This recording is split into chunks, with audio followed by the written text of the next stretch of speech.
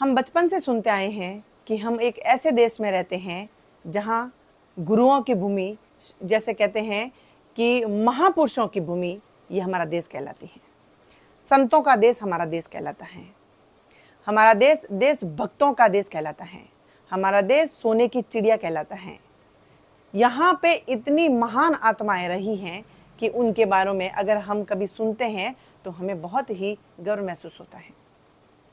हमारे भारत का अगर इतिहास हम उठा के देखें तो उसमें इतनी सारी कहानियां हैं, इतने बलिदान की कहानियां हैं, इतने त्याग की कहानियां हैं, इतने शौर्य की कहानियां हैं कि सुनते सुनते हम कई दिन नहीं, कई महीने गुजार देंगे, लेकिन कहानियां खत्म नहीं होगी।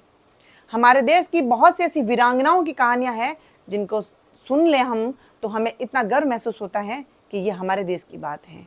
हमारे देश में इतने स्वतंत्रता सेनानी हुए हैं कि उनके बारे में अगर हम बताएं या पढ़ें या सुने तो हमें ऐसे लगता है कि क्या हमारे देश में ऐसे लोग भी रहे हैं जिनको देश में इतना स्ट्रगल, हमारे ही देश को स्वतंत्र कराने में इतना त्याग करना पड़ा या इतना दुख झेलना पड़ा। जी हाँ, बिल्कुल। ये हम हमारे पुस्तकों में कई वर्षों से पीछे समय से हम सुनते आ रहे हैं, पढ़ते आ रहे हैं और बहुत से मूवियों के जो माध्यम से देखते भी आ रहे हैं। ये बात हमारी पौराणिक है, लेकिन ये सोचकर बहुत ही आश्चर्य होता है कि आज वही देश, हमारा देश ऐसा हो गया है कि बहुत सी चीजें हमारे देश के अंदर चौंकाने वाली होती हैं। ये चीजें देखकर बहुत ही शर्म आने लगती हैं कि ये उसी देश की बात हो रही है जिस देश का गुणगान पूरा विश्व करता है। आज हमारे देश के अंदर आप देखिए कि जो व्यक्ति फ्लुएंटली हिंदी बोल लेता है उसकी कोई वैल्यू नहीं है, लेकिन उसी को अगर इंग्लिश ना आए तो वो उसको ग्लानि महसूस करवाई जाती है। उसको गिल्ट होता है कि मैं इंग्लिश नहीं बोल पा रहा हूँ। कितना भी निपुण व्यक्ति हो, बहुत ही ईमानदार व्यक्ति हो और बहुत ही हार्ड वर्कर हो, वो बड़ी से बड़ी कंपनी के अंदर इसलिए काम नहीं कर सकता क्योंकि उसको इंग्लिश नहीं आती। हालांकि हो सकते हैं कि उसके ऑनर हमारे हिंदी भारत के ही हो, लेकिन उसके बावजूद भी उसने कंपल्सरी कर रखा होता है कि इंग्लिश आनी आपके लिए जरूरी है और उसी के अभाव में बहुत से लोग बड़ी बड़ी कंपनी ज्वाइन नहीं कर सकते।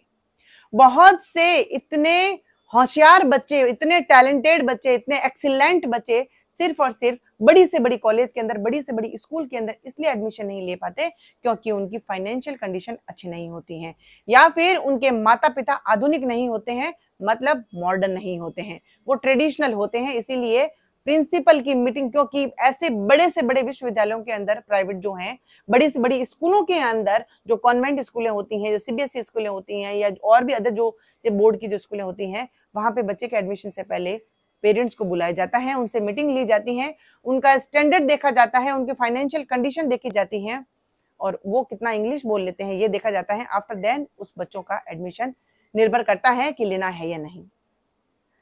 ये वही देश है जहां पे आज दूध बेचने वाला घर घर जाके डोरबेल बजा के दूध दे के अपना भरण पोषण करता है, उसके बावजूद भी उसकी कोई वैल्यू नहीं होती है और व्यक्ति 5 मिनट भी खड़ा नहीं होता है और अगर दूध वाला लेट हो जाए तो उसको 1000 बातें सुनाई जाती हैं। वहीं पे शराब खरीदने के लिए घंटों लाइन में खड़े होके इंतजार करके डबल पैसा दे के उससे शराब खरीदी जाती है, लेकिन दूध के लिए हमेशा बार्गेनिंग की जाती है 2 रुपए कम कराने की। ये वही देश है जहां पे बाहर की कंपनियों ने आके, बाहर के लोगों ने आके बड़े बड़े मॉल खोल दिए। वहां पे 1 रुपए की चीज 100 रुपए में बिक्री हो, वहां पे हम चू भी नहीं करते हैं और दे के आते हैं। वहां से बकायदा कुछ चेंज 4-5 रुपए अगर चेंज वापस आ रहे हैं तो अपना स्टैंडर्ड बताने के लिए हम वो छोड़ देते हैं टिप के रूप में। लेकिन वहीं जो गली गली एक सब्जी वाला घूमता है उसकी कदर नहीं होती और उससे बेचारे के 10-20 रुपए के अंदर में भी 4-5 रुपए तुड़वा के लोग खरीदने की कोशिश करते हैं।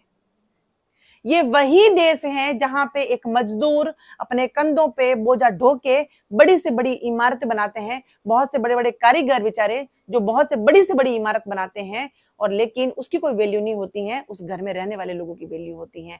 लेकिन ये क्यों भूल जाते हैं लोग कि जो नीचे वर्ग के लोग हैं उन्हीं से हमारा उच्च वर्ग चलता है। वो लोग तो कैसे भी करके अगर आपकी मंजिल नहीं बनी तो वो खेती कर लेंगे, वो और कोई मजदूरी करके अपना पेट भर लेंगे, लेकिन वो नहीं होंगे तो ये जो रईस लोग हैं ये किस तरीके से अपना जीवन यापन करेंगे, या फिर ये कैसे अपने जो ऐशो आराम है वो पूरे कर पाएंगे, क्योंकि उनके घर में नौकर, साफ सफाई कर्मी, उनके घर में कुकिंग करने वाले, उनके घर के ड्राइवर, उनके बच्चों को पालने वाले, हर कोई बाहर का व्यक्ति ही होता है, मजदूर व्यक्ति ही होता है, लेकिन उसकी कोई वैल्यू नहीं होती। आप ये देखिए कि ये वही देश है जहां पे कोशिश तो हजार की जाती है, कोई भी व्यक्ति जो पैसे वाले हैं, बहुत कहते हैं हम शिक्षित लोग हैं, वो अपनी बेटियों को मॉडर्न बनाने के लिए, छोटे से छोटा कपड़ा पहनाने के लिए तैयार हो जाते हैं, घर में सोने से उसको लद देते हैं, सिर से लेके पैर तक उसको सोना दिला देंगे। लेकिन वही लड़की, वही औरत अगर अपनी आत्मनिर्भरता के लिए अगर लड़ाई लड़े तो उसको या तो मार दिया जाता है, या छोड़ दिया जाता है, या फिर उसको बदनाम कर दिया जाता है, क्योंकि उसकी ऊंचाइयां वो नाप नहीं सकते, उसकी तरक्की वो देख नहीं सकते। ये सब चीजें देख के हमें क्या लगता है कि हमारा देश सही दिशा में जा रहा है? हमारे देश के अंदर अगर कोई व्यक्ति लड़ रहे हैं या हमारे सामने अत्याचार होता है, कोई भी शिक्षित व्यक्ति जो वहां पे खड़ा है वो नहीं बोलता है, और उसका स्टेटमेंट ये होता है कि ये मेरी लड़ाई नहीं है, मैं क्यों इसमें पढ़ूं। ये देश तभी से गिरने लग गया, हमारे मूल्य गिरने लग गए, जब से हमारे देश के अंदर हम की भावना से मैं की भावना आ गई। हम लोग जब तक हम थे तब तक हर व्यक्ति की पीड़ा हमारी पीड़ा थी। हम लोग अब हम में नहीं, मैं में जीते हैं, और ये मैं हम सबको ले डूबेगा एक दिन, क्योंकि हम यहाँ पे किसी का दर्द हमारे लिए दर्द नहीं, किसी की पीड़ा हमारे लिए पीड़ा नहीं, किसी की समस्या हमारे लिए समस्या नहीं, क्योंकि वो समस्या हमसे जुड़ी नहीं है। तो मत भूलिए कि समस्या आपके ऊपर भी आएगी तो दूसरा व्यक्ति भी यही सोचेगा। वक्त रहते अगर शिक्षित लोगों को समझ में आ गया, शिक्षा का मान समझ में आ गया, शिक्षा का महत्व समझ में आ गया, तो ये देश बच सकता है, हमारे मूल्य बच सकते हैं, हमारी संस्कृति बच सकती है।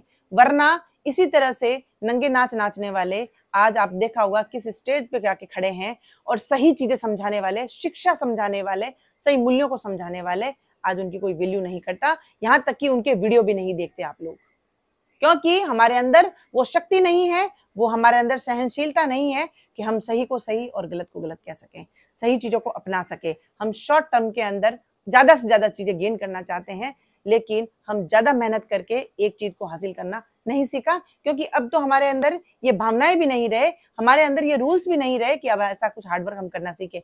हम शॉर्ट टर्म के अंदर ज्यादा से ज्यादा चीजें गेन करना चाहते हैं, और ये पॉलिसीज हमारे देश की नहीं है।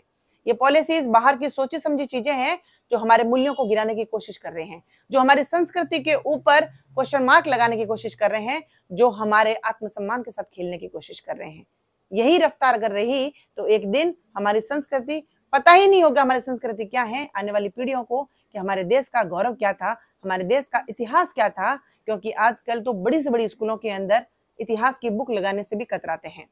वो अननेसेसरी आईटी की बुक्स ऐसे लगाएंगे जिसका हमारा कोई लेना देना ही नहीं है, लेकिन हमारे देश के महाभारत की, रामायण की, हमारे शास्त्रों की, वेदों की कोई भी स्कूल बात करना भी नहीं चाहती, क्योंकि उनको पता है कि ये चीजें सिखा के हम लोगों को मजबूत जो बना देंगे या इनकी जड़ें वापस उगने लग जाएगी। ऐसी चीजें हमें कोई नहीं सिखाएगा, हमें सिर्फ और सिर्फ बाहर की चीजें सिखाई जाएगी कि बाहर की शक्तियां क्या हैं, विदेश कैसा है, अंग्रेज कैसे हैं, अंग्रेजों की संस्कृति क्या है। यही हमें लोगों की आजकल डेफिनेशन हो गई है आधुनिकता की। आधुनिकता किसे कहते हैं ये समझना होगा।